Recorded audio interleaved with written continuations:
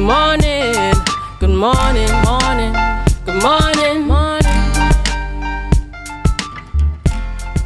Good morning, viewers, and welcome back to the Tobago Updates morning show, coming to you here live from the Port Mall in Scarborough, Tobago, which is at about 7:17 a.m. I am Julien Skeete, and in this segment, we are welcoming, joining us online, David Abdulah, political leader of the Movement for Social Justice. Good morning to you. Morning, Julian, and to all who are on Good Morning Tobago. Yes, indeed. Thanks for having me. All right, as we get started this morning, we want to get a sense from you what's been happening with the Movement for Social Justice. Just before we delve on into the focal point this morning, treating with the property tax. What's the status of the Movement for Social Justice as we prepare for what clearly in Trinidad and Tobago has already been, as I have been describing it, the start of the election campaign before the actual, we get closer to that election period going into next year, but clearly seeing indications by political entities that they're not waiting till we get to months before the election, but getting started up earlier. What's the status of the Movement for Social Justice and its preparation for the elections of 2025? Well, yes, 2025 is quite some distance away, Julian, and there are different views as to what the Prime Minister said recently, that elections are due soon. What soon means, I suppose some people say soon come. Soon come might be 5 minutes or might be 5 hours. So we are focused on issues affecting people. So we've made important statements on the issue of property tax, which we'll discuss in a while. We are relaunching our campaign against the T&Tech rate increase and putting forward an alternative to people having to pay more for electricity by saying that power generation should be reintegrated into T&Tech so that T&Tech could save $250 million a year that way and prevent us having to pay more as individuals for electricity. So we are reinvigorating that campaign. We launched it last year, but it was just before Christmas and people's focus wasn't on electricity rates. It was on Christmas and then Carnival. So we are trying to get that message out again. And a number of other things. We're going to start very soon a campaign of workers' education, because there are a lot of workers who are badly treated, being exploited, don't know their rights and so on.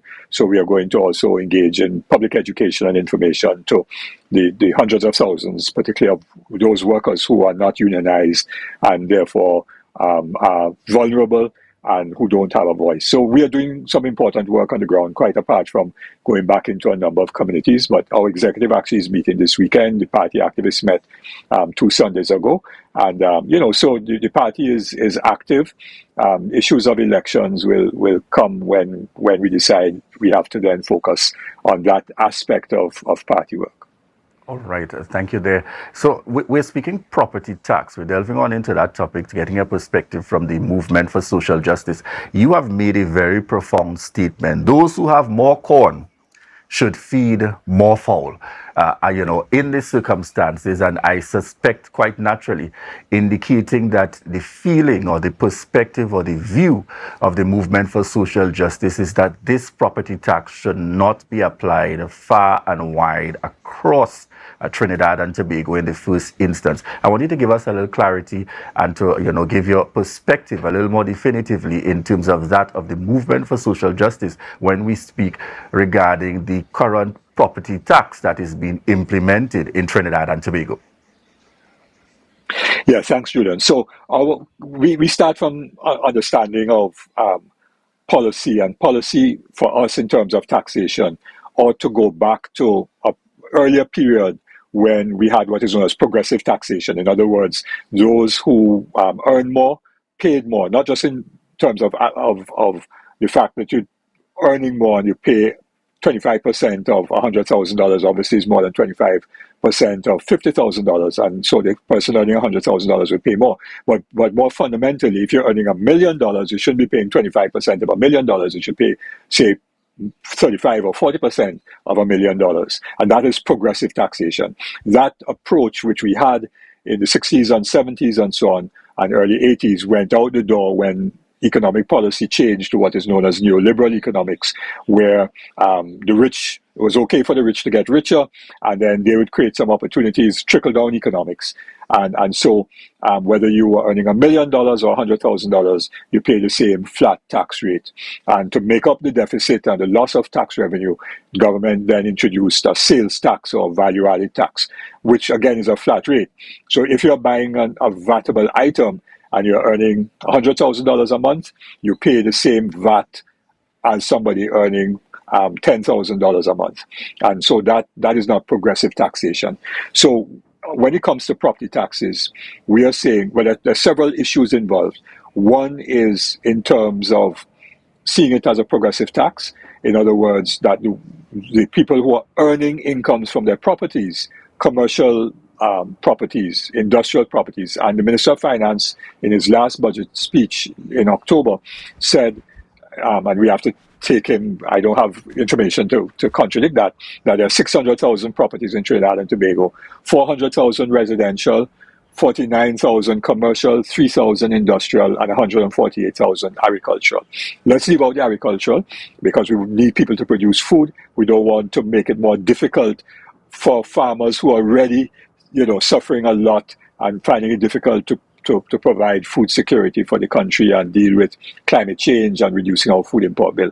But industrial and commercial property owners earn income from their properties. Now, somebody who owns a home doesn't earn any income from that. Yes? So we ought to be taxing people who are earning income from their properties. And they're, plants in Point Lisas, they earn US dollars. Manufacturing plants, big commercial properties. I don't know all the commercial properties in Tobago, but you're talking about malls that the business owners rent out and so on. All the stores, say, in downtown, our major town centers, they're earning income. The garment stores and so on, the casinos, they earn incomes. So they expect garbage to be collected, streets to be cleaned, and so on, which require revenues to pay for those things, and therefore people ought to be paying property tax to be able to pay for those services.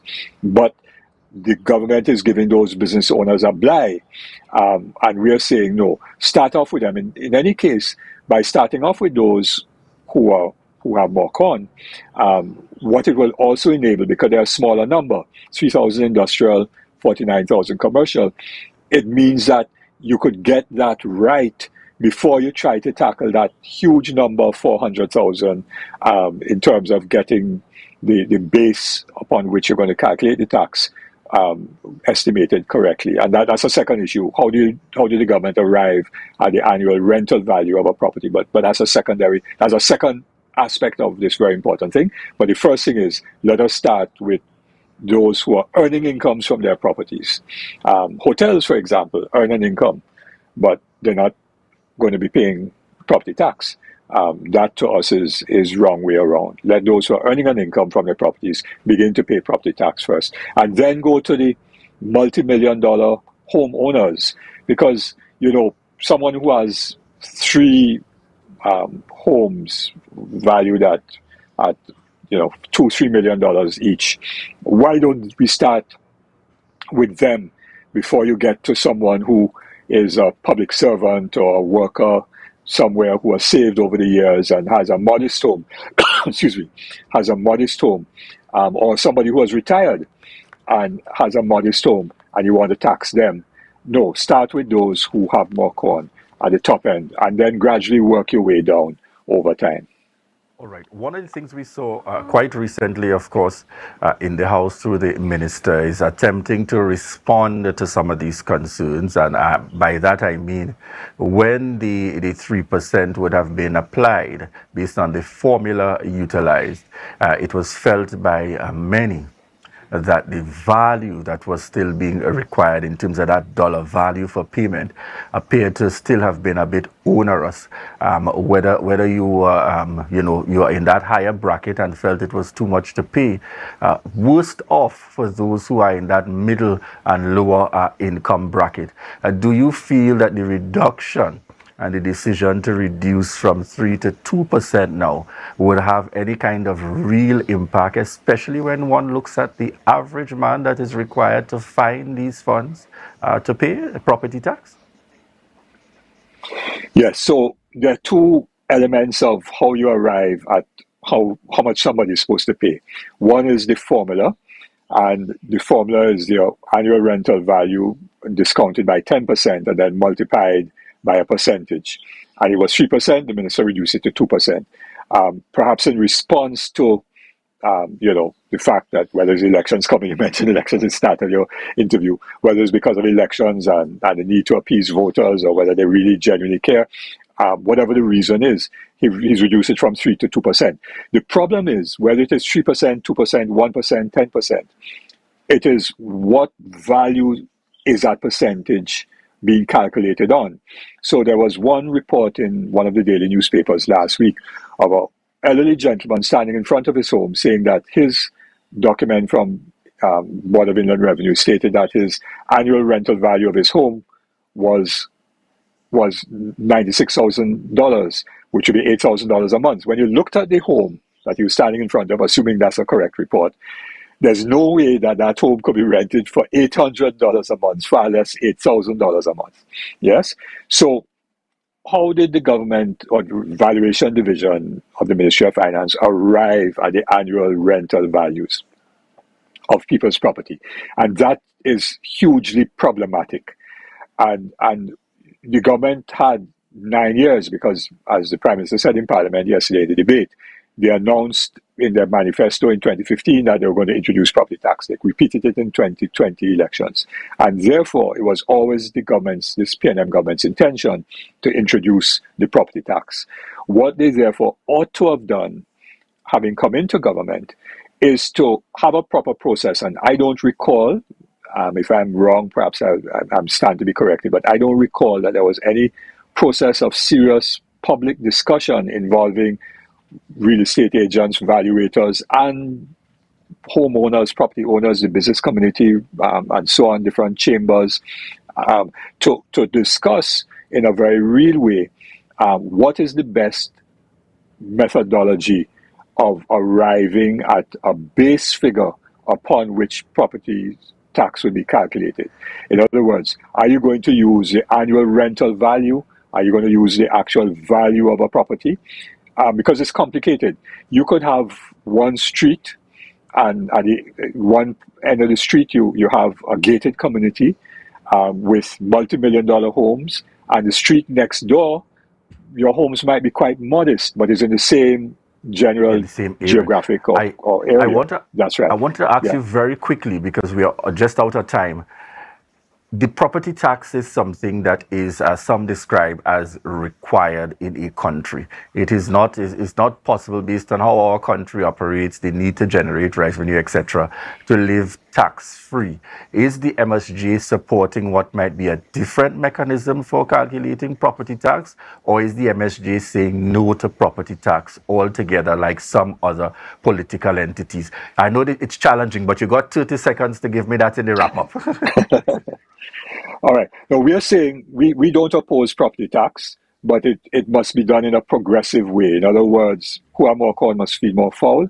And the base of calculating the value upon which you're going to arrive at your property tax has to be rethought, and there must be proper consultation, and there must be proper public education so everybody understands that, yes, I have a home, I need to pay some tax on the basis of my home ownership. I have a business, I have to pay some tax because of that. But the basis of arriving at how much tax is going to be paid is going to be fair. It has to be transparent and so on. And just very quickly, Julian, and that is that one of the reasons why one party says absolutely no property tax, and why the government doesn't want to tax commercial and industrial users is because of party financing, and the owners of those places finance the parties, and they don't want their party financiers to be touched. And that is another issue that is in the mix, if I wish. And that is why one says no property tax whatsoever, because they don't want their party financiers and supporters to be taxed. Definitely. You've touched on a whole other topic that we've got to look at going into our 2025 election. But we're going to leave it there for this morning. I want to say thank you very much once again, David Abdulah, political leader of the Movement for Social Justice, as we speak property tax and the way forward. Giving an indication, the Movement for Social Justice, they're not against property tax, but they're saying that it must be reassessed in such a manner as to what is introduced, and very clearly, who have more corn should be able to feed more fowl. Translated to those of you viewing internationally, if your resources are greater, you should be the first ones to be able to give back in that context. Thank you very much again for joining us here on the Tobago Updates morning show. Viewers, we want to say thank you to each and every one of you continuing to connect with us as we prepare to head on into our next interview. We'll be chatting with Max James, a former assemblyman of the Tobago House of Assembly, and we look forward to those upcoming discussions. And just before we head on out, we want to remind you that this is your opportunity to share the live, share the live, share the live. We'll be right back.